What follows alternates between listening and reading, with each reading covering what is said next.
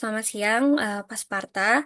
Sebelumnya kami dari kelompok 7 ingin mempresentasikan mengenai proses pengambilan sampel dan analisanya.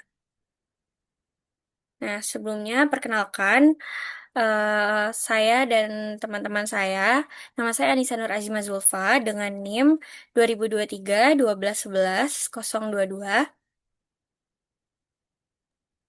Nama saya Najwa Suhaila dengan NIM 2023 12 11 016. Nama saya Lulita Aulia Rahma dengan NIM 202312111046. Nama saya Anggun Nadia dengan NIM 2023 12 11 082. Oke, selanjutnya untuk materi pertama akan dibawakan oleh teman saya, Najwa Suhaila. Pertama di sini ada tujuan pembelajaran. Yang pertama, jelaskan istilah-istilah berikut seperti pengambilan sampel, sampel populasi, elemen, unit pengambilan sampel, dan subjek. Yang kedua, didiskusikan istilah-istilah statistik dalam pengambilan sampel. Yang ketiga, jelaskan dan diskusikan proses pengambilan sampel.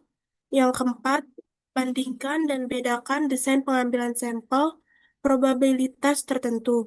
Yang kelima, membandingkan dan membedakan desain pengambilan sampel dan non-probabilitas tertentu. Yang keenam, mendiskusikan presesi dan kepercayaan, serta pertukaran antara presesi dan kepercayaan. Yang ketujuh, jelaskan bagaimana hipotesis dapat diuji dengan data sampel. Yang kedelapan, mendiskusikan faktor-faktor yang perlu dipertimbangkan dalam menentukan ukuran sampel dan tentukan ukuran sampel untuk proyek penelitian tertentu. Kesembilan, menjelaskan tentang pengambilan sampel dalam penelitian kuantitatif. Yang kesepuluh, mendiskusikan peran manajer dalam pengambilan sampel. Next.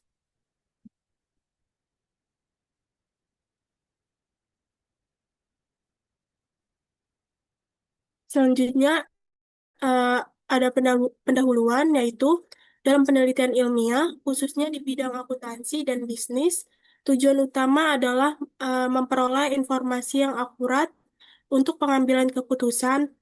Namun, dalam praktiknya, penelitian hampir selalu dihadapkan pada keterbatasan dalam meneliti seluruh populasi.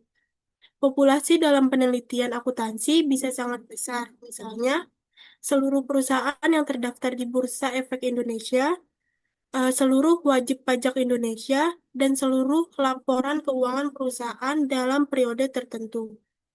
Melakukan penelitian terhadap seluruh populasi atau sensus memang memberikan hasil yang paling lengkap, tetapi seringkali tidak efisien, memakan waktu lama, membutuhkan biaya besar, dan sulit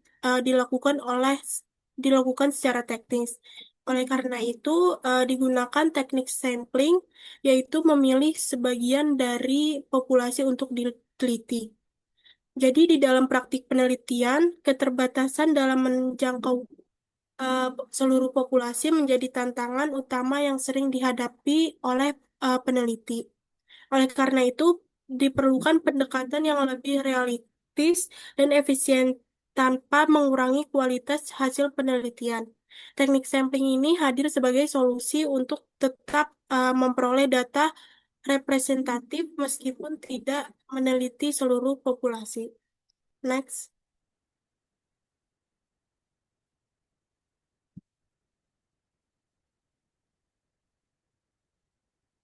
Selanjutnya ada konsep dasar sampling. Sampling adalah proses memilih sejumlah elemen dari populasi dengan tujuan untuk memperoleh informasi yang dapat digunakan untuk menarik kesimpulan mengenai populasi secara keseluruhan. Dalam penelitian akuntansi, eh, kita jarang meneliti semua perusahaan, terus mengambil sebagian perusahaan sebagai sampel, dan kemudian hasilnya itu digunakan untuk menggambarkan kondisi populasi. Dan sampling itu berfungsi sebagai alat efisiensi, alat representasi, dan dasar generalisasi. Jadi, sampling itu adalah proses penting dalam penelitian karena memungkinkan penelitian untuk menarik kesimpulan tentang populasi secara efisien selama sampel yang dipilih mampu mempresentasikan populasi dengan baik. Next.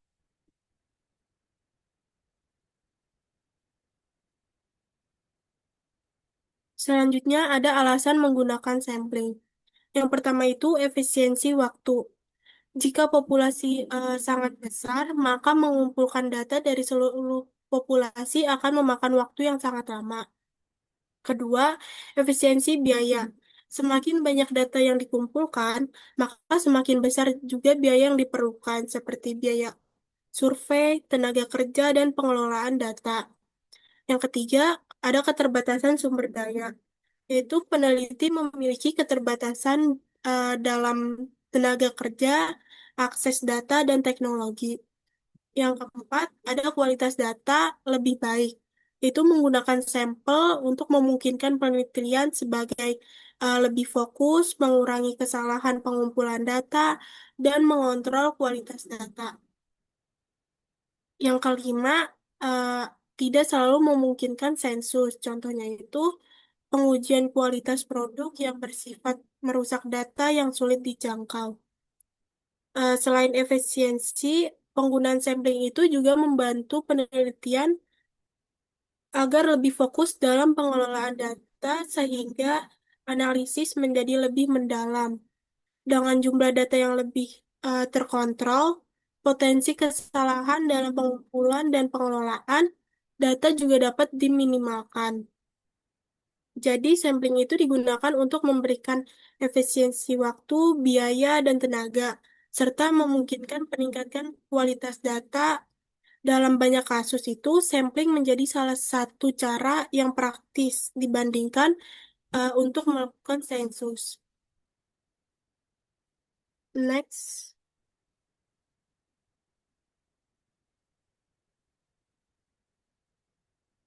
Selanjutnya ada populasi.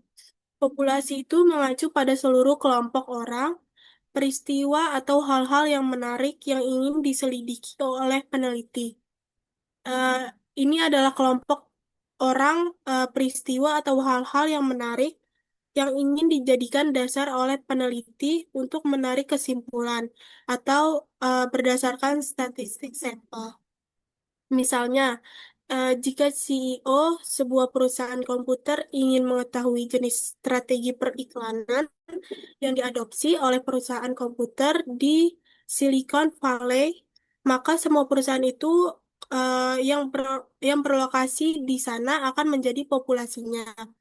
Jika seorang konsultan organisasi tertarik untuk mempelajari dampak minggu kerja keempat, hari terhadap pekerjaan kerah putih di sebuah perusahaan telepon di Irlandia, maka semua pekerja kerah putih di perusahaan tersebut akan membentuk populasinya. Jika regulator ingin mengetahui bagaimana pasien di panti jompo yang dikelola oleh sebuah perusahaan di Prancis, maka semua pasien itu dirawat dengan baik. Maka semua pasien di semua panti jompo itu dikelola oleh perusahaan tersebut yang akan membentuk populasi. Namun, jika regulator hanya tertarik pada satu panti jompo tertentu yang dikelola oleh perusahaan tersebut, maka hanya pasien di panti jompo tertentu itulah yang akan membentuk populasi.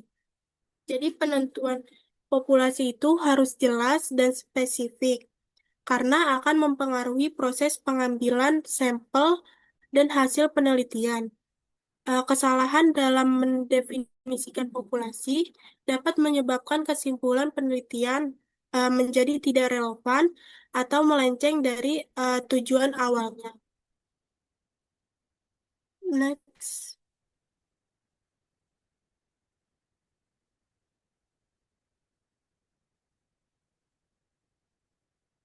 Selanjutnya ada elemen. Elemen itu adalah anggota tunggal dari suatu populasi. Jika 11.100 pekerja kerah biru di suatu organisasi tertentu merupakan populasi yang menjadi perhatian seorang peneliti, maka setiap pekerja kerah biru di dalamnya adalah suatu unsur. Jika 500 unit mesin akan disetujui setelah beberapa kali diperiksa, maka akan ada 500 unsur dalam populasi ini. Sebagai catatan, sensus adalah perhitungan semua unsur dalam populasi manusia. Contohnya, ada satu perusahaan dan ada satu keuangan. Jadi, elemen adalah unit terkecil dari populasi yang menjadi sumber data. Elemen dapat berupa individu, kelompok, atau objek tertentu. Penentuan elemen itu harus sesuai dengan tujuan penelitian agar data yang diperoleh itu relevan. Jika elemen tidak sesuai, maka data yang dikumpulkan bisa menjadi tidak valid. Next.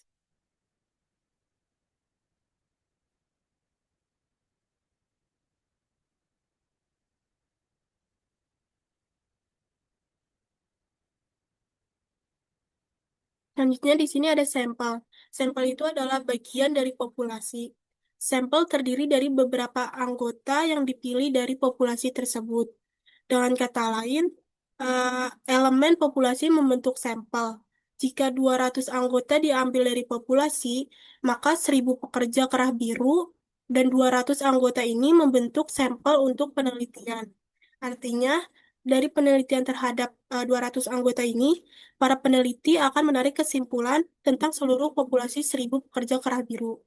Demikian pula jika ada 145 pasien rawat inap di rumah sakit, dan 40 diantaranya akan disurvei oleh administrator rumah sakit untuk menilai tingkat kepuasan mereka terhadap perawat yang diterima. Maka 40 anggota ini akan menjadi sampel. Jadi sampel jadi sampel adalah kelompok atau bagian dari populasi. Dengan mempelajari sampel, peneliti harusnya dapat menarik kesimpulan yang dapat digenerasikan ke populasi yang diteliti. Jadi kualitas sampel itu sangat menentukan kualitas hasil dari penelitian. Next.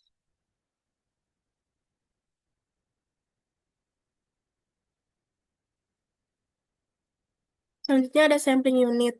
Unit sampel adalah elemen atau sekumpulan elemen yang tersedia untuk dipilih pada beberapa tahap proses pengambilan sampel. Contoh unit sampel dalam sampel populasi adalah wilayah kota, rumah tangga, dan individu di dalam rumah tangga. Jadi unit sampel itu adalah satuan yang digunakan dalam proses pengambilan sampel. Unit ini dapat berupa individu, kelompok, atau wilayah. Dalam beberapa kasus, unit sampling berbeda dengan elemen penelitian, sehingga peneliti harus memahami perbedaannya. Penentuan unit sampling yang tepat akan mempermudah proses pengambilan sampel. Next.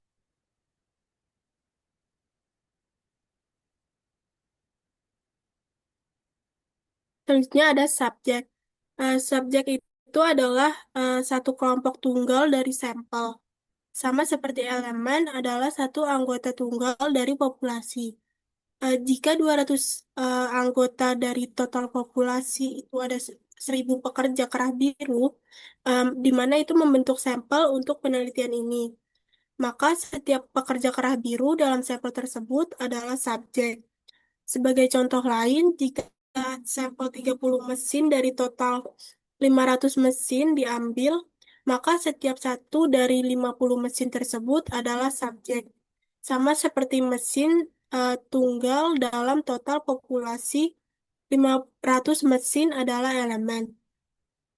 Jadi, subjek penelitian adalah elemen yang benar-benar memberikan data kepada peneliti. Subjek harus memenuhi kriteria tertentu agar data yang diperoleh sesuai dengan tujuan penelitian. Pemilihan subjek itu yang tepat dapat menyebabkan pemilihan subjek yang tidak tepat maka dapat menyebabkan data yang tidak relevan. Jadi kesimpulannya itu subjek itu penelitian harus dipilih secara tepat agar data yang diperoleh itu valid. Next.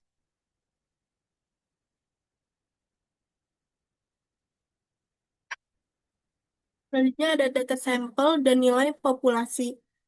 Dalam proses pengambilan sampel, unit yang diteliti seperti karyawan, konsumen, dan lainnya akan memberikan berbagai jawaban atau respon. Misalnya, seorang konsumen yang mengisi survei dapat memberikan nilai tertentu, seperti angka 3 dari seluruh jawaban yang dikumpulkan dalam sampel tersebut. Penelitian kemudian mengelolanya menggunakan statistik. Statistik yang digunakan bisa beragam, seperti rata-rata atau mean, nilai tengah atau median, atau nilai yang paling sering muncul atau mode. Tujuan utama dari pengambilan sampel itu sebenarnya untuk mengetahui karakteristik dari populasi secara keseluruhan. Oleh karena itu, hasil yang diperoleh dari sampel hanya berupa statistik. Berbeda halnya jika seluruh populasi diteliti dan dihitung nilai rata-rata atau simpangan bakunya. Maka hasil tersebut tidak lagi disebut statistik, melainkan disebut sebagai parameter populasi. Eh, data sampel dari data dari sampel diolah menjadi statistik seperti rata-rata dan persentase. Statistik ini digunakan untuk memperkirakan kondisi populasi melalui proses inferensi. Oleh karena itu, data yang dikumpulkan harus akurat dan representatif. Statistik itu dari sampel digunakan untuk menggambarkan kondisi dari populasi. Next.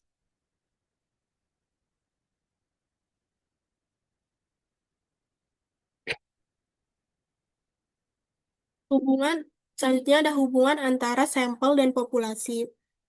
Populasi itu adalah kelompok besar yang ingin kita teliti, namun karena keterbatasan, kita mengambil sampel sebagai wakilnya. Nilai asli dari populasi disebut parameter, sedangkan nilai yang kita hitung dari sampel itu disebut statistik. Eh, Inti dari hubungan gambar ini adalah estimasi, yaitu proses menggunakan data statistik dari sampel untuk menduga atau menyimpulkan kondisi populasi yang sebenarnya secara akurat. Jadi, hubungan antara sampel dan populasi ini sangat penting dalam penelitian. Sampel itu digunakan sebagai representasi populasi, sehingga kualitas dari sampel itu akan menentukan akurasi hasil penelitian. Semakin baik sampel, maka semakin baik pula hasil penelitiannya. Next.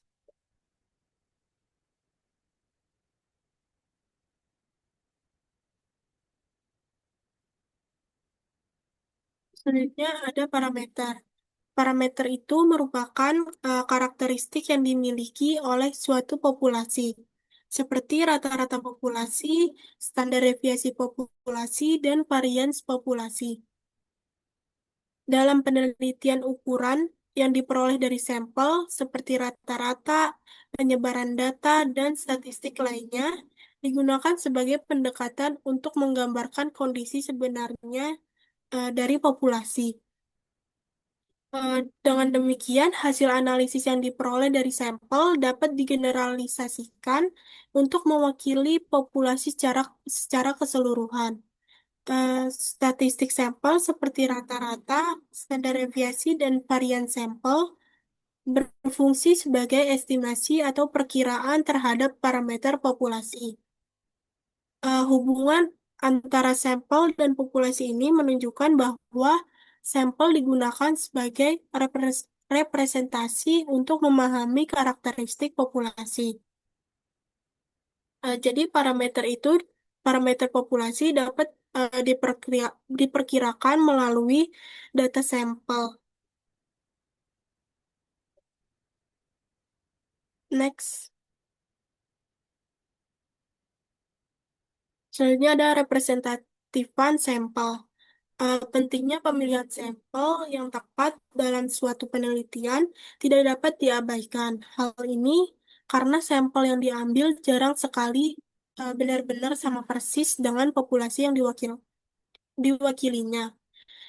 Sebagai contoh, nilai rata-rata pada sampel tidak selalu sama dengan rata-rata populasi. Begitu juga dengan simpangan baku, sampel yang sampel yang kemungkinan berbeda dari simpangan baku populasi. Jika sampel dipilih dengan metode yang tepat dan ilmiah, maka peneliti dapat memiliki keyakinan bahwa hasil statistik dari sampel, seperti rata-rata dan simpangan baku, akan mendekati nilai parameter populasi. Dengan kata lain, sampel yang baik itu adalah sampel yang representatif, yaitu mampu menggambarkan kondisi populasi secara akurat.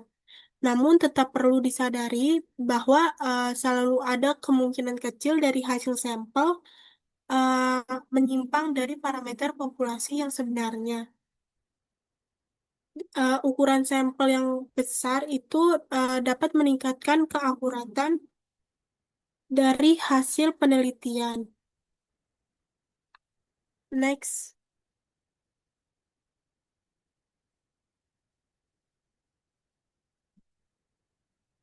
Selanjutnya ada normalitas distribusi. Distribusi normal menunjukkan bahwa sebagian besar data berada di sekitar rata-rata. Dengan sedikit nilai ekstrim, agar hasil penelitian itu akurat, sampel harus representatif dan mencerminkan populasi, sehingga rata-rata sampel mendekati rata-rata populasi. Teori limit pusat menyatakan bahwa semakin besar ukuran sampel, maka semakin mendekati distribusi normal. Namun dalam kondisi tertentu, sampel yang mudah diperoleh boleh digunakan meskipun hasilnya tidak dapat digeneralisasikan. Proses sampling itu terdiri dari beberapa tahapan yang harus dilakukan secara sistematis. Kesalahan dalam satu tahap dapat mempengaruhi seluruh hasil penelitian, sehingga setiap langkah harus dilakukan dengan hati-hati.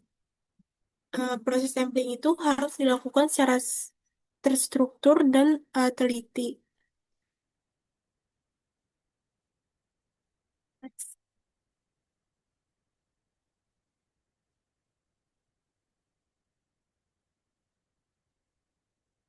Selanjutnya, proses pengambilan sampel. Pengambilan sampel adalah proses memilih sejumlah elemen yang tepat dari populasi, sehingga studi terhadap sampel dan pemahaman tentang sifat atau karakteristiknya memungkinkan kita untuk menggeneralisasi sifat atau karakteristik tersebut kepada elemen populasi. Langkah utama dalam pengambilan sampel itu adalah yang pertama, tentukan populasinya, lalu tentukan kerangka sampelnya, eh, terus tentukan desain pengambilan sampel, yang keempat, tentukan ukuran sampel yang sesuai, yang kelima, lakukan proses pengambilan sampel. Jadi definisi populasi yang jelas itu akan menghindari kesalahan dalam penelitian. Next.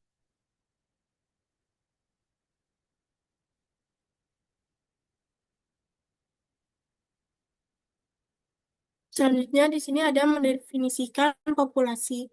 Pengambilan sampel dimulai dengan mendefinisikan populasi sasaran secara tepat. Populasi sasaran harus didefinisikan dalam hal elemen, batasan geografis, dan waktu. Misalnya, bagi seorang bankir yang tertarik pada kebiasaan menabung, pekerja kerah biru di industri pertambangan di Amerika Serikat. Populasi sasarannya mungkin adalah semua pekerja kerah biru di industri tersebut di seluruh negeri. Bagi sebuah agensi periklanan yang tertarik pada kebiasaan membaca orang lanjut usia, populasi sasarannya mungkin adalah penduduk Jerman berusia 50 tahun ke atas. Contoh-contoh ini menggambarkan bahwa tujuan penelitian dan cakupan studi memainkan peran penting dalam mendefinisikan populasi sasaran. Next.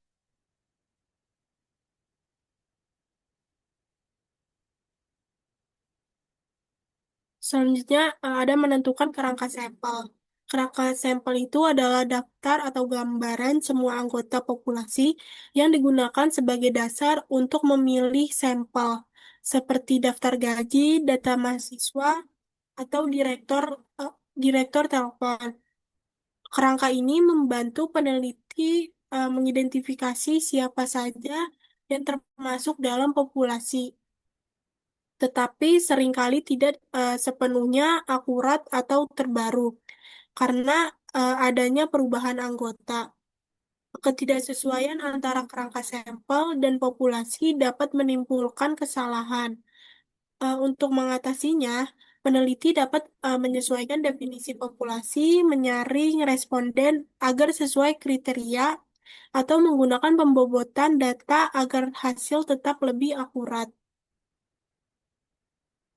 Kerangka sampel itu harus akurat dan lengkap agar samplingnya itu berjalan dengan baik. Next, hasil. Selain itu, variasi dalam populasi juga berpengaruh karena semakin beragam data, maka biasanya dibutuhkan sampel yang lebih besar. Next.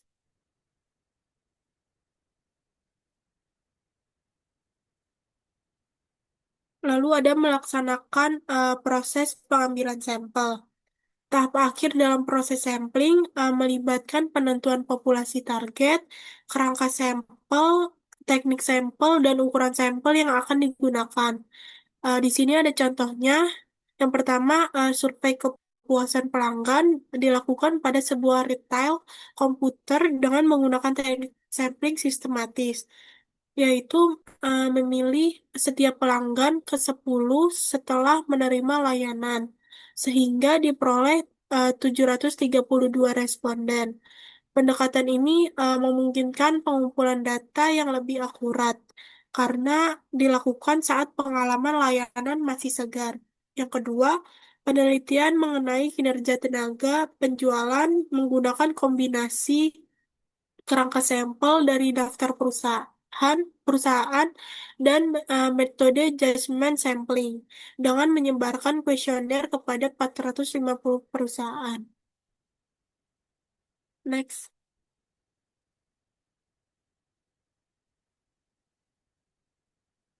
Selanjutnya ada pengambilan sampel probabilitas. Ketika unsur-unsur dalam populasi memiliki peluang yang diketahui dan bukan nol untuk dipilih sebagai subjek dalam sampel, kita menggunakan desain pengambilan sampel probabilitas. Pengambilan sampel probabilitas itu bersifat tidak terbatas atau pengambilan sampel acak sederhana atau terbatas pengambilan sampel probabilitas kompleks. Next.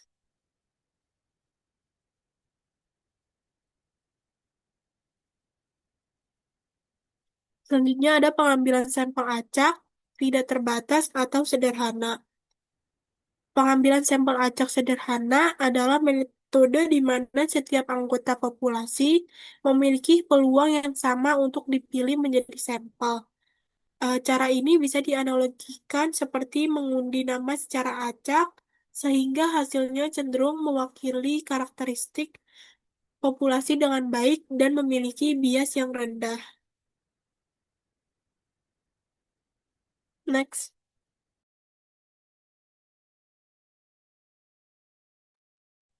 Selanjutnya, sampling desain dalam penelitian dan audit.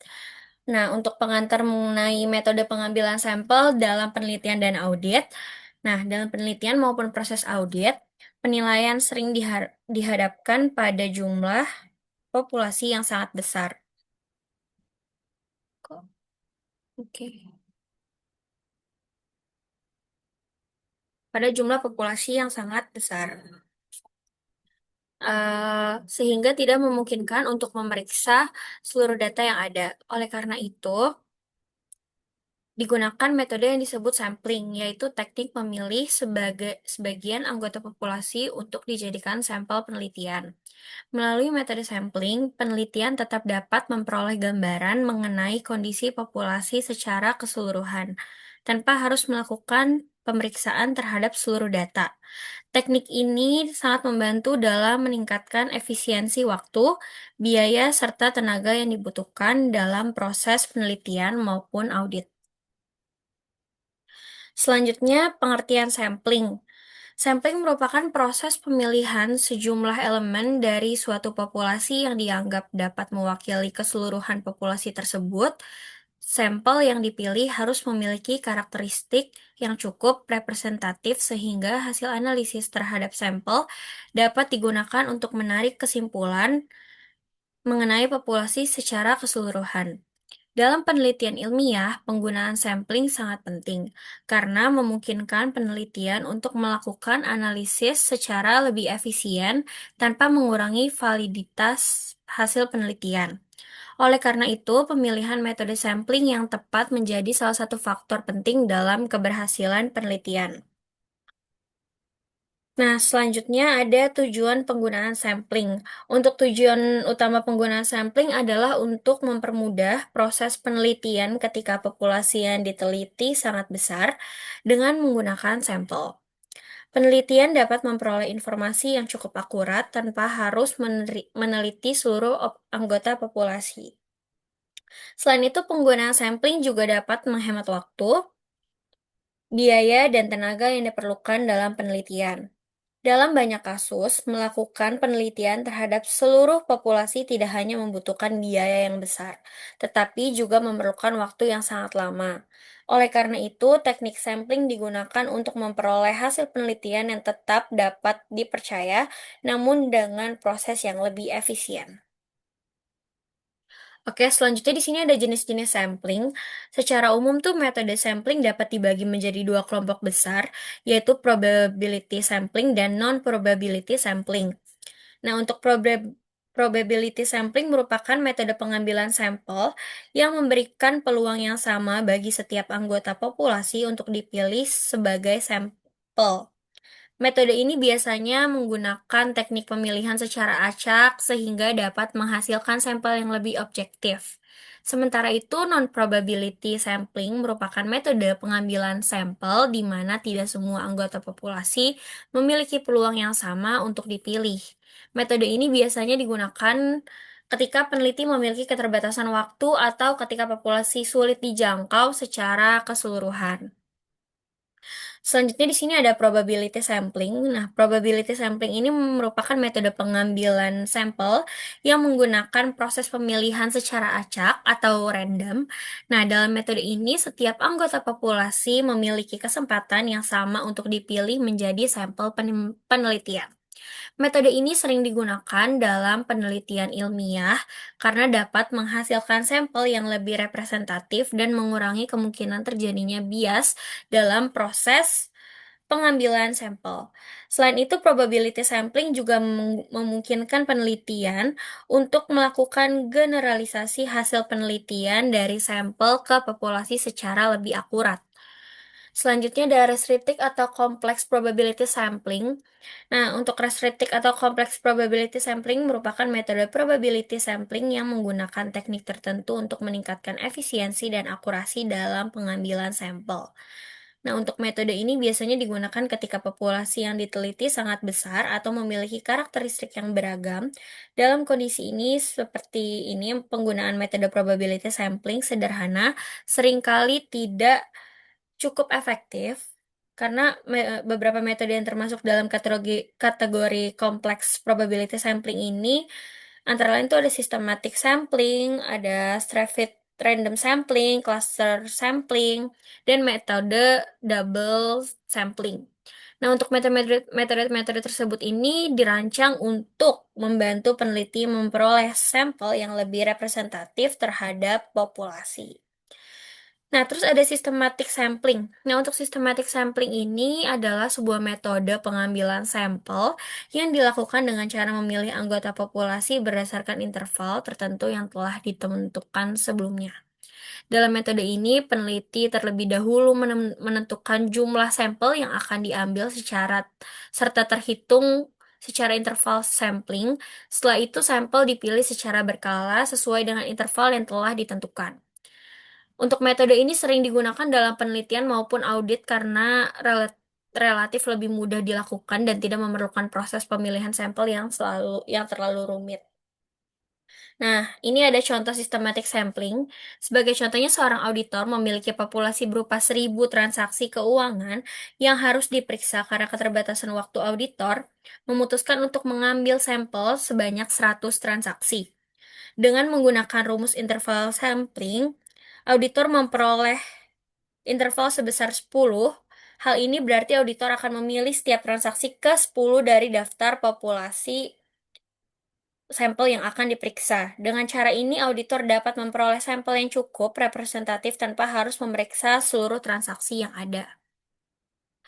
Oke, selanjutnya ada stratified random sampling. Itu adalah sebuah metode pengambilan sampel di mana populasi dibagi terlebih dahulu menjadi beberapa kelompok atau strata berdasarkan karakteristik tertentu. Contohnya, ada karakteristik tersebut dapat berupa ukuran perusahaan, tingkat pendapatan wilayah geografis, dan karakteristik lain yang relevan dengan penelitian. Setelah populasi dibagi ke dalam kelompok-kelompok tersebut, peneliti kemudian mengambil sampel secara acak dari setiap kelompok sehingga seluruh kelompok dalam populasi dapat terwakil dalam penelitian. Oke, ini untuk contoh lainnya itu ada em, contoh dalam penelitian mengenai perusahaan populasi dapat dibagi menjadi 3 kelompok, yaitu perusahaan besar, perusahaan menengah, dan perusahaan kecil. Nah, untuk peneliti kemudian mengambil sampel secara acak dari masing-masing kelompok tersebut dengan cara ini. Hasil penelitian dapat mencerminkan kondisi dari seluruh kelompok perusahaan yang ada dalam populasi. Metode ini sangat efektif digunakan ketika memiliki tingkat keberagaman yang tinggi. Nah, untuk cluster sampling adalah metode pengambilan sampel di mana populasi dibagi menjadi beberapa kelompok besar yang disebut cluster. Setiap cluster biasanya terdiri dari anggota populasi yang memiliki karakteristik yang beragam. Peneliti kemudian memilih beberapa cluster secara acak untuk dijadikan sampel penelitian. Nah, untuk seluruh anggota dalam cluster yang terpilih dapat digunakan sebagai sampel. Metode ini sering digunakan dalam penelitian yang melibatkan wilayah geografis yang terlalu luas. Selanjutnya ada non-probability sampling merupakan metode pengambilan sampel di mana tidak semua anggota populasi memiliki peluang yang sama untuk dipilih sebagai sampel penelitian. Nah, untuk pemilihan sampel biasanya didasarkan pada pertimbangan tertentu seperti kemudahan akses terhadap responden, tujuan penelitian, atau penilaian penelitian terhadap responden yang dianggap paling relevan. Metode ini sering digunakan dalam penelitian eksploratif atau penelitian yang bersifat kuantitatif. Selanjutnya ada confidence sampling. Nah, untuk confidence sampling ini merupakan metode pengambilan sampel yang dilakukan berdasarkan kemudahan bagi peneliti dalam mengakses responden. Sebagai contoh, seorang peneliti dapat melakukan survei kepada mahasiswa yang sedang berada di kampus pada saat penelitian dilakukan. Metode ini sangat mudah dilakukan dan tidak memerlukan proses pemilihan sampel yang rumit, namun memiliki tingkat bias yang relatif lebih tinggi dibandingkan probability samplingnya. Selanjutnya ada purpose sampling. Nah, untuk purpose sampling ini merupakan metode pengambilan sampel di mana peneliti memilih responden berdasarkan tujuan tertentu dalam penelitian. Responden yang dipilih biasanya memiliki karakteristik atau pengalaman yang dianggap relevan dengan topik penelitian. Dengan cara ini, peneliti dapat memperoleh informasi yang lebih dalam mengenai masalah yang diteliti. Metode ini sering digunakan dalam penelitian sosial maupun penelitian kuantitatif. Selanjutnya ada judgment sampling. Nah, untuk judgment sampling adalah metode pengambilan sampel yang dilakukan berdasarkan penelitian atau pertimbangan penelitian mengenai siapa yang dianggap paling tepat untuk dijadikan responden. Peneliti biasanya memiliki responden yang memiliki pengetahuan atau pengalaman yang cukup mengenai topik penelitian, sehingga dapat memberikan informasi yang lebih relevan. Metode ini sering digunakan ketika peneliti membutuhkan responden yang memiliki keahlian atau pemahaman khusus. Oke, selanjutnya di sini ada kuota sampling. Nah, untuk kuota sampling adalah metode pengambilan sampel di mana peneliti menentukan jumlah sampel tertentu untuk setiap kategori dalam populasi. Sebagai contoh, dalam penelitian mengenai perilaku konsumen, peneliti dapat menentukan kuota responden berdasarkan jenis kelamin, usia, atau tingkat pendidikan. Setelah jumlah responden dalam setiap kategori terpenuhi, proses pengambilan sampel akan dihentikan. Oke, kesimpulannya, sampling merupakan metode penting dalam penelitian dan audit karena memungkinkan peneliti untuk memperoleh informasi mengenai populasi tanpa harus meneliti seluruh anggota populasi. Probability sampling memberikan peluang yang sama bagi setiap anggota populasi untuk dipilih sehingga hasil penelitian lebih objektif dan representatif. Sementara itu, non-probability sampling lebih fleksibel dan sering digunakan dalam penelitian eksploratif. Pemilihan metode sampling yang tepat sangat penting agar hasil penelitian dapat dipercaya dan dapat digunakan untuk menarik kesimpulan yang akurat. Oke, selanjutnya akan dilanjutkan oleh partner saya. Selanjutnya adalah contoh penggunaan teknik sampling yang tepat. Nah, yang pertama ini ada simple random sampling. Simple random sampling ini adalah teknik pengambilan sampel di mana setiap anggota populasi memiliki peluang yang sama untuk dipilih. Next,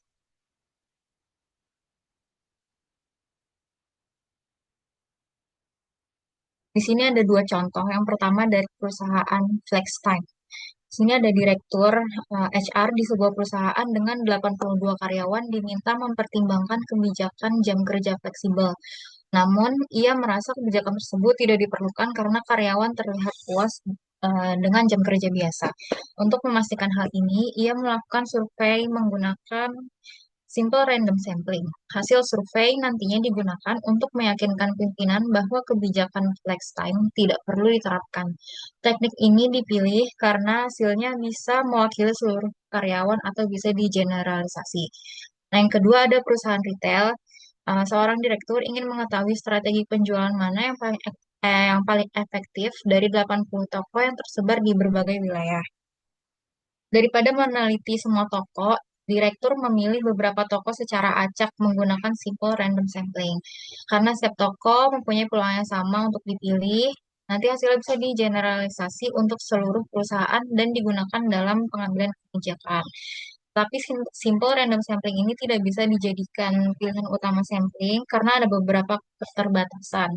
Di antaranya tidak selalu cocok untuk populasi besar atau tersebar karena eh, populasi yang banyak atau lokasi yang tersebar, pengambilan sampel secara acak jadi sulit dilakukan karena butuh akses ke seluruh elemen populasi. Selanjutnya ada membutuhkan biaya yang tinggi karena harus menjangkau populasi secara luas dan acak. Metode ini bisa memakan biaya lebih besar, yaitu transport, waktu, dan juga tenaga. Yang terakhir ada kurang efisien jika sumber daya terbatas. Jika waktu, dana, atau tenaga yang terbatas, metode ini jadi kurang praktis dibanding metode lain yang lebih sederhana. Next.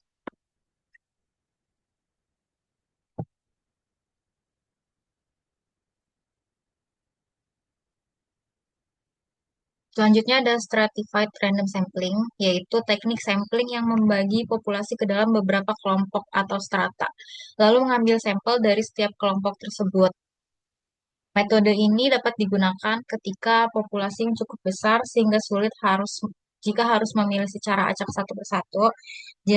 Lalu ada tersedia sampling frame atau daftar populasi yang lengkap seperti misalnya daftar karyawan, nomor telepon atau data pelanggan dan juga data tersusun rapi dan berurutan di dalam satu tempat. Next.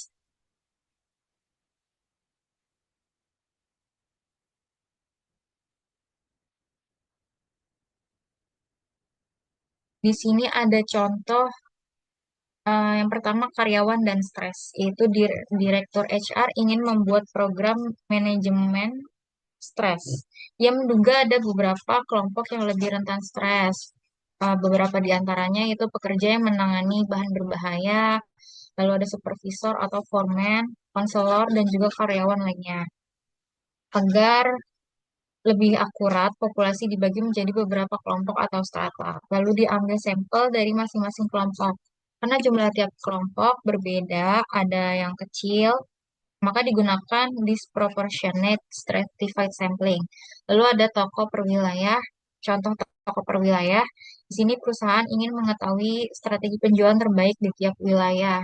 Caranya adalah dengan toko dibagi berdasarkan wilayah atau strata, lalu mengambil sampel dari tiap wilayah. Nah, jika jumlah toko di tiap wilayah sama, menggunakan proportionate stratified sampling, jika jumlahnya berbeda di tiap wilayah, maka digunakan maka disproportionate stratified sampling.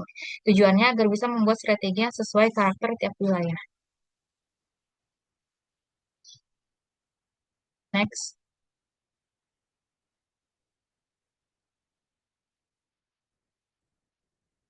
Di sini ada systematic sampling, yaitu teknik pengambilan sampel dengan cara memilih setiap elemen ke N dari daftar populasi. Metode ini cocok digunakan jika populasi besar, tersedia daftar lengkap, dan juga data tersusun rapi dalam satu tempat. Next.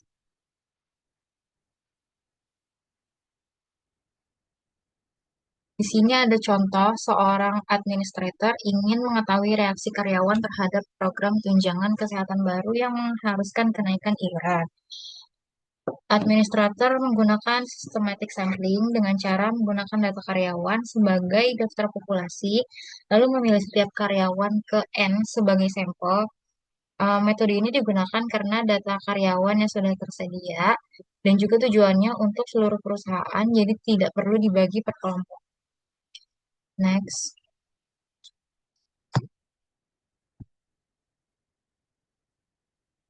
Selanjutnya ada cluster sampling, yaitu teknik sampling dengan cara membagi populasi ke dalam kelompok atau klaster, lalu memilih beberapa klaster untuk diteliti yang biasanya digunakan jika populasi beragam dan juga tersebar.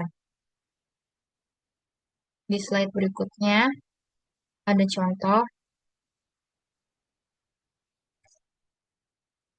Yang pertama, karyawan resign. Direktur HR ingin mengetahui alasan karyawan resign. Ia melakukan wawancara terhadap karyawan yang keluar pada hari yang sama sebagai satu klaster, lalu memilih beberapa hari secara acak untuk diteliti. Nah, di sini klasternya adalah kelompok karyawan yang resign di hari yang sama.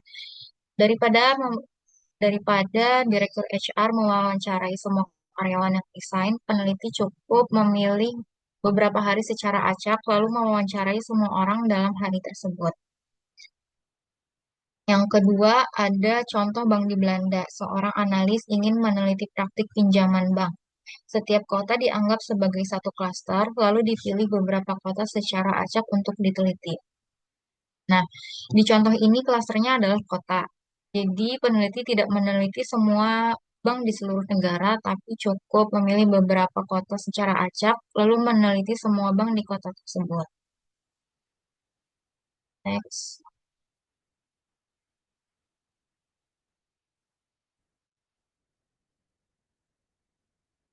Lalu di sini ada area sampling. Area sampling adalah teknik sampling yang digunakan ketika penelitian difokuskan pada wilayah atau lokasi tertentu.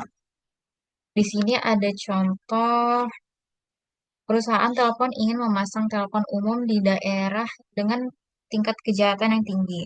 Untuk menentukan lokasi yang tepat, mereka menganalisis data kriminal dan juga mewawancarai warga di area tersebut. Di sini, penelitian hanya fokus pada area tertentu, yaitu daerah dengan tingkat kejahatan yang tinggi. Peneliti juga tidak melihat seluruh populasi secara luas, tapi hanya mengambil sampel dari wilayah yang relevan dengan tujuan penelitian. Next. Selanjutnya ada double sampling. Double sampling yaitu teknik di mana peneliti mengambil sampel tambahan dari sebagian sampel awal untuk mendapatkan informasi yang lebih mendalam dengan biaya yang relatif kecil. Dengan contoh, dari hasil wawancara karyawan yang resign dari sampel awal sebelumnya, ditemukan beberapa orang keluar karena perbedaan pandangan dengan kebijakan perusahaan. Peneliti kemudian mengambil sampel kedua yang lebih kecil dari kelompok ini untuk diwawancarai lebih mendalam. Dari situ ditemukan kelompok kecil yang punya alasan spesifik, itu karena tidak setuju dengan kebijakan perusahaan. Tujuan dari double sampling ini adalah untuk mendapatkan informasi yang lebih detail, untuk memahami masalah secara lebih spesifik, dan juga membantu perusahaan mencari solusi agar karyawan tidak resign. Jadi double sampling itu mengambil sampel lagi dari sampel awal untuk digali lebih dalam.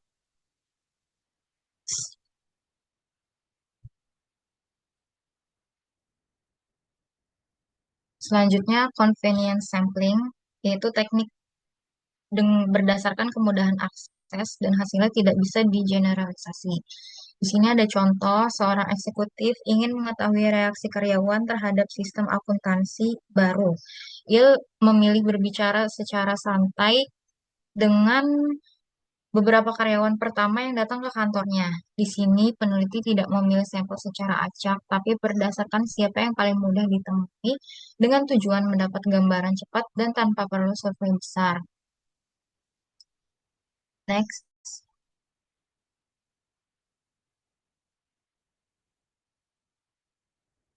Lalu judgment sampling atau purposive sampling, yaitu teknik sampling di mana peneliti memilih sampel berdasarkan pertimbangan tertentu, terutama untuk mendapatkan informasi khusus dari kelompok yang tepat. Ada contoh, perusahaan farmasi ingin menguji obat baru pada pasien dengan penyakit tertentu. Mereka memilih pasien yang memang memiliki kondisi tersebut dan bersedia ikut penelitian. Di sini, peneliti tidak memilih sampel secara acak, tapi secara sengaja memilih orang yang sesuai dengan kebutuhan penelitian. Misalnya, hanya pasien dengan penyakit tertentu, dan juga karena mereka lah yang bisa memberikan informasi secara relevan. Metode ini dipakai karena tidak semua orang bisa dijadikan responden dan juga dibutuhkan informasi yang spesifik dan juga mendalam. Next.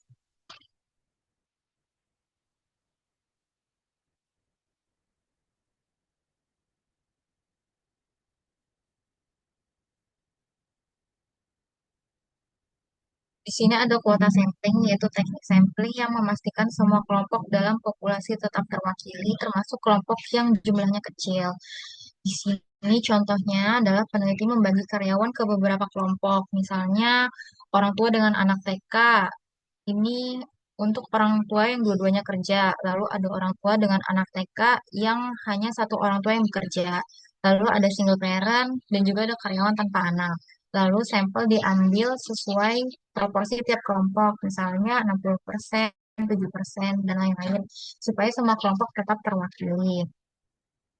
Next.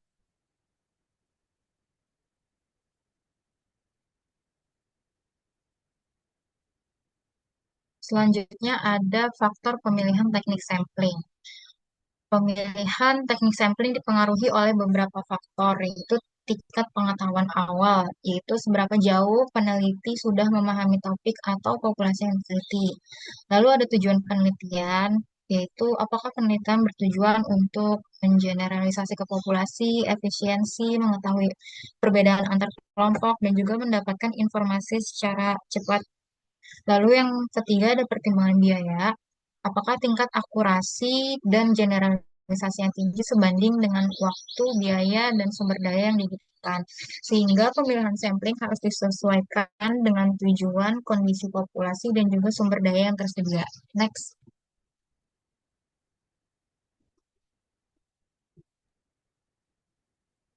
Selanjutnya ada precision and confidence dalam menentukan ukuran sampel. Setelah membahas teknik sampling, hal penting berikutnya adalah menentukan ukuran sampel. Sampel yang baik harus valid dan reliable serta dapat digeneralisasi ke populasi sehingga hasilnya mendekati kondisi sebenarnya dengan selisih yang kecil atau margin of error kecil. Nilai sampel X tidak akan pernah sama persis dengan populasi, sehingga tujuan sampling adalah menghasilkan estimasi yang sedekat mungkin dengan kondisi populasi. Next.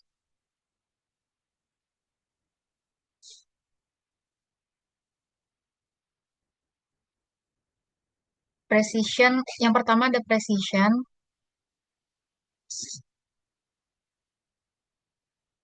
Precision adalah tingkat kedekatan hasil estimasi sampel dengan nilai sebenarnya dalam populasi. Estimasi biasanya dinyatakan dalam bentuk rentang interval. Semakin sempit rentang tersebut, semakin tinggi tingkat precision karena hasil estimasi semakin mendekati nilai populasi.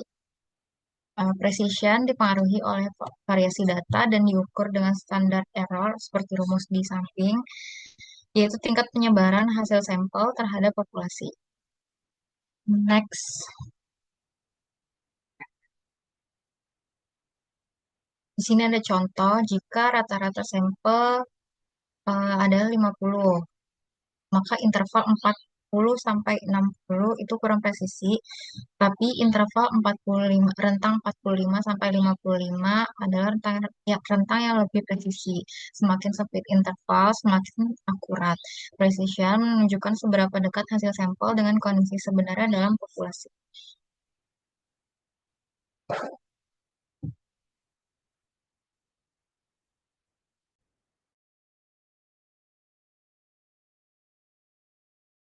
Selanjutnya, confidence atau tingkat kepercayaan. Sebelumnya, presisi menunjukkan seberapa dekat kita memperkirakan parameter populasi berdasarkan statistik sampel. Tapi kalau confidence atau kepercayaan menunjukkan seberapa yakin kita bahwa perkiraan kita akan benar-benar berlaku untuk sebuah populasi. Dalam contoh sebelumnya, tentang tingkat produksi, kita tahu bahwa kita lebih presisi ketika kita memperkirakan rata-rata produksi sebenarnya atau MIU berada di antara 45 dan 55 buah daripada di antara 40 dan 60. Namun kita mungkin lebih yakin pada perkiraan yang terakhir daripada yang pertama.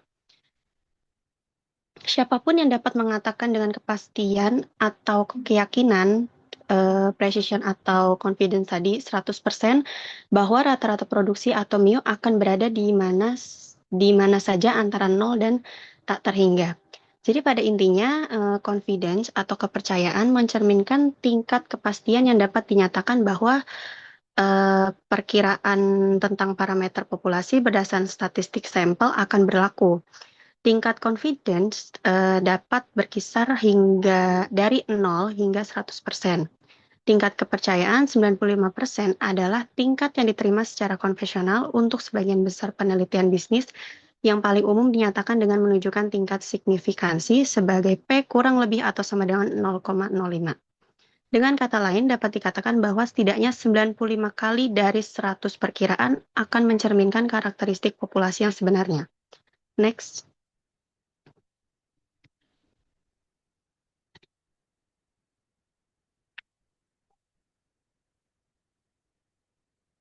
Sampel data, precision, and confidence in estimation. Misalnya, kita ingin memperkirakan nilai rata-rata pembelian yang dilakukan pelanggan ketika mereka berbelanja di toko serba ada. Dari sampel 64 pelanggan yang diambil melalui prosedur desain pengambilan sampel sistematis, kita mungkin menemukan bahwa rata-rata sampel X sama dengan 105 dan standar deviasi sampel atau S sama dengan 10. Rata-rata sampel X adalah estimasi titik dari mu rata-rata populasi. Di sini kita dapat membuat interval kepercayaan sekitar X untuk memperkirakan rentang di mana mu akan berada.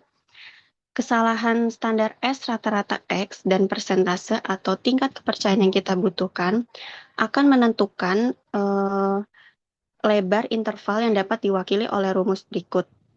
di mana K sebagai statistik T untuk tingkat kepercayaan diinginkan. Mu sama dengan X kurang lebih KX atau SX bar sama dengan S per akar N. Yang dimana SX bar sama dengan 10 per akar 64 sama dengan 1,25. Next. Ukuran sampel N merupakan fungsi dari yang pertama variabilitas dalam populasi, kedua presisi atau akurasi yang dibutuhkan, ketiga tingkat kepercayaan diinginkan, keempat jenis rencana pengambilan sampel yang digunakan, misalnya pengambilan sampel acak sederhana versus pengambilan sampel acak secara bertingkat. Next.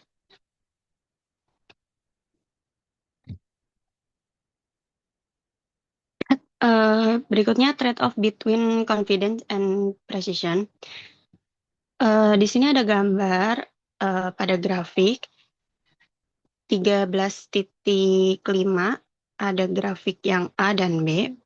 Yang A ini menunjukkan more precision but less confidence. Yang B menunjukkan more confidence but less precision.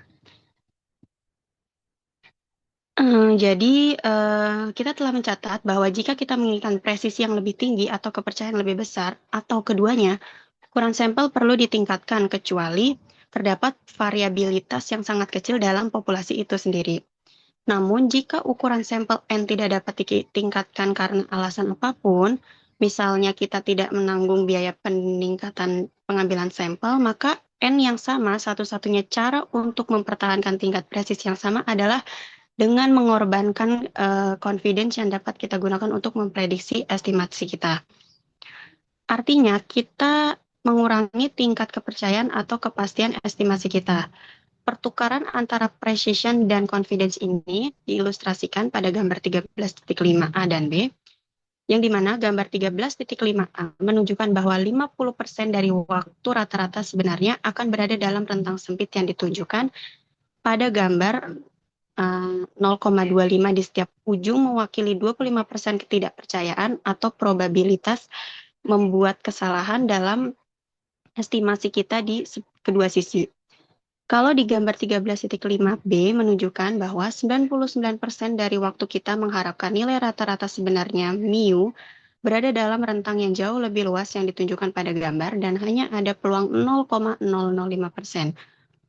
Artinya pada gambar 13.5a kita memiliki presisi yang lebih tinggi tetapi kepercayaan yang lebih rendah atau tingkat kepercayaan kita hanya 50%. Tapi kalau gambar 13.5b, kita memiliki kepercayaan yang tinggi sebesar 99%, tetapi kita masih jauh dari presisi, yaitu estimasi kita berada dalam rentang interval yang luas. Next.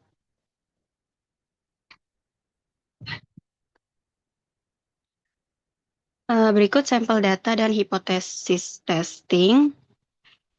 Yang pertama ada HO sama dengan mu A dikurang mu B sama dengan 0. Jika hipotesis alternatif mengenai perbedaan akan dinyatakan secara non-direksional atau karena kita tidak tahu apakah pelanggan membeli lebih banyak di toko A atau toko B, kita gunakan HA sama dengan mu A dikurang mu B tidak sama dengan 0.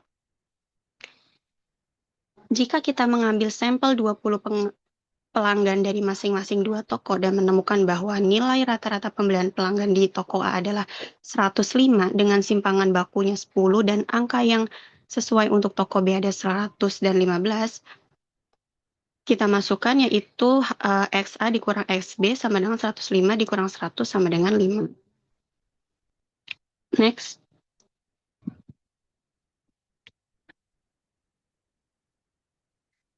Sedangkan hipotesis 0 kita menyatakan tidak ada perbedaan. Jadi perbedaannya sama dengan 0. Lalu bagaimana kalau kita menentukan kita harus terlebih dahulu menemukan probabilitas atau kemungkinan dari dua rata-rata kelompok yang memiliki perbedaan 5 dalam konteks hipotesis 0 atau perbedaan 0. Ini dapat dilakukan dengan mengubah perbedaan rata-rata sampel menjadi statistik T dan melihat berapa probabilitas menemukan nilai T tersebut. Distribusi T-nya memiliki probabilitas yang diketahui, yang bisa kita lihat pada tabel 2 distribusi T dalam tabel statistik yang diberikan di akhir buku. Melihat tabel distribusi T, kita menemukan bahwa dengan dua sampel masing-masing 20, derajat kebebasan menjadi N1 ditambah N2 di minus 2 sama dengan 38 agar nilai T signifikan pada tingkat 0,05. Nilai kritisnya harus sekitar 2,021. Jadi di sini kita perlu menemukan uji dua sisi karena kita tidak tahu apakah perbedaan antara toko A dan toko B akan positif atau negatif. Bahkan untuk probabilitas 90% yang nilainya setidaknya harus 1,684. Next.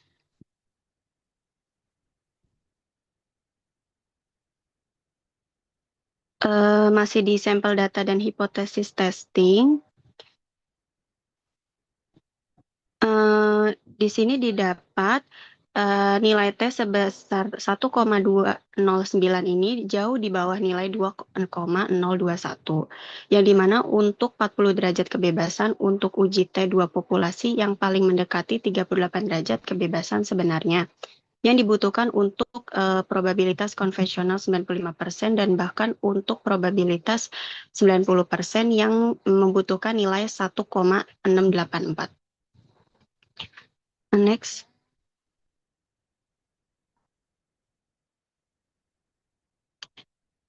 The sample size, baik desain pengambilan sampel maupun ukuran sampel, penting untuk menetapkan keterwakilan sampel untuk generalisasi.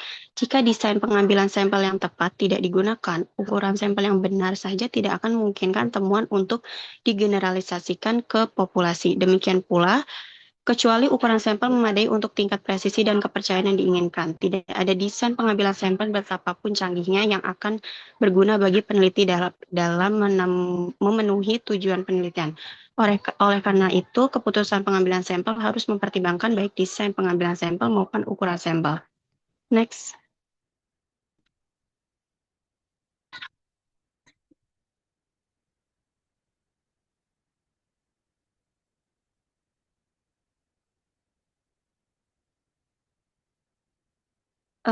Contoh soalnya, misalkan seorang manajer ingin yakin 95% bahwa penarikan bulanan yang diharapkan di bank akan berada dalam interval kepercayaan kurang lebih $500. Katakanlah sebuah studi terhadap stempel klien menunjukkan bahwa rata-rata penarikan yang mereka lakukan memiliki simpangan baku sebesar $3.500. Berapa ukuran sampel yang dibutuhkan dalam kasus ini? Setelah kita telah mencatat sebelumnya bahwa rata-rata populasi dapat diestimasikan dengan menggunakan rumus mu sama dengan x bar plus minus kx x bar. Next.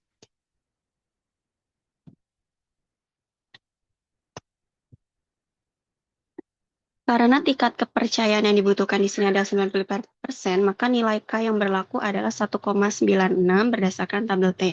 Estimasi interval plus minus $500 harus mencakup dispersi sebesar 1,96 dikali kesalahan standar. Artinya, 500 sama dengan 1,96 dikali SX bar, yang dimana SX barnya S per akar N, yang dimana SX barnya 255,10 sama dengan 3.500 dibagi akar N, yang didapat N-nya sama dengan 188. Next.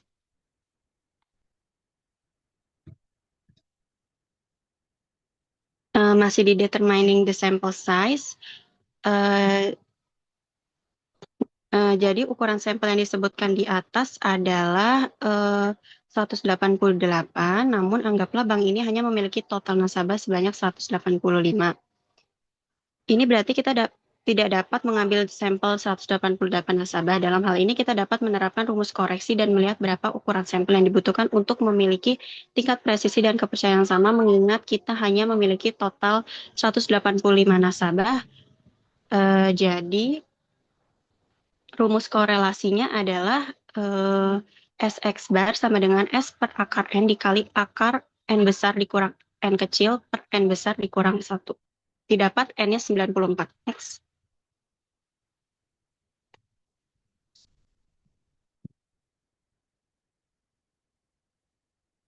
Untuk memahami dampak presisi atau kepercayaan pada ukuran sampel, kita coba mengubah tingkat kepercayaan yang dibutuhkan dalam contoh penarikan bank yang membutuhkan ukuran sampel 188. Untuk tingkat kepercayaan 95%, katakanlah bahwa manajer bank sekarang ingin yakin 99% bahwa penarikan bulanan yang diharapkan akan berada dalam interval plus minus $500. Jadi didapat N-nya itu 325, jumlah sampel sekarang harus ditingkatkan 1,73 kali atau dari 188 menjadi 325 untuk meningkatkan tingkat kepercayaan dari 95% menjadi 99%. Next.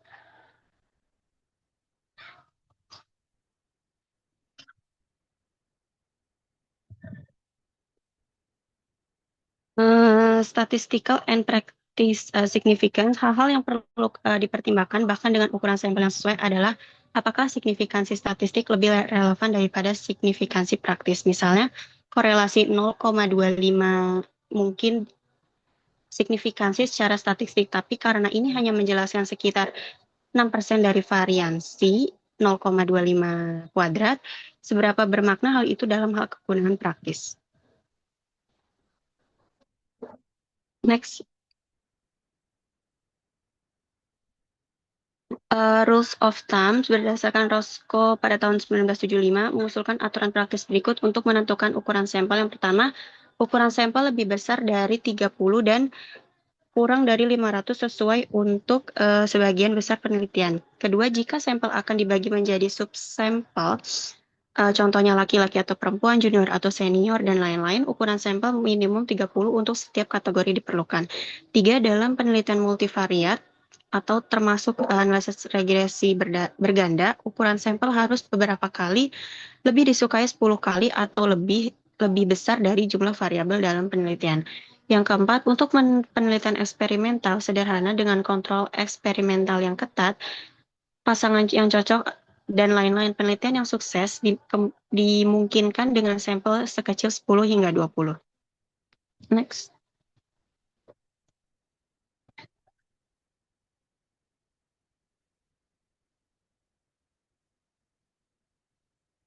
Next.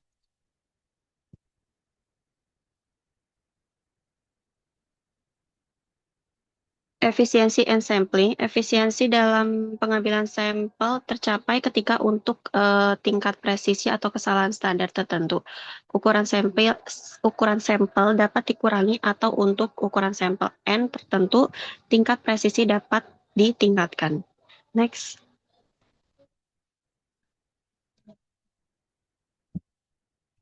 Sampling as relate to qualitative study, pengambilan sampel untuk penelitian kualitatif sama pentingnya dengan pengambilan sampel untuk penelitian kuantitatif.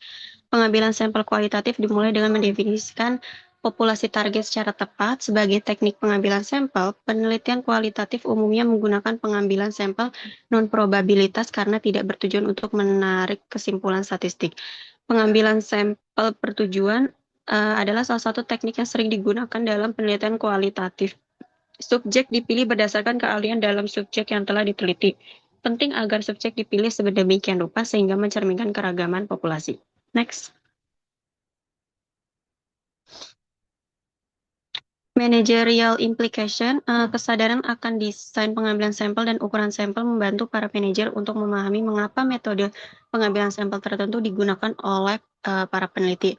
Hal ini juga memfasilitasi pemahaman tentang implikasi biaya dari berbagai desain dan pertimbangan antara presisi dan kepercayaan diri dibandingkan dengan biaya. Ini memungkinkan para manajer untuk memahami resiko yang mereka ambil dalam menerapkan perubahan berdasarkan hasil penelitian. Saat membaca laporan penelitian atau artikel jurnal, pengetahuan ini juga membantu para manajer untuk menilai generalisasi temuan dan menganalisis implikasi dari mencoba rekomendasi yang dibuat di dalamnya dalam sistem mereka sendiri. Next.